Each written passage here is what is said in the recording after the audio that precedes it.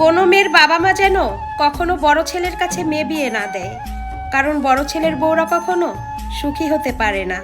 তাদেরকে শুধু স্বার্থের জন্য ব্যবহার করা হয়, আর বেলা শেষে ওই বড় ছেলের বউটাকেই অবহেলিত হতে হয়। রাজত্ব করে তো ছোট ছেলের বউরা।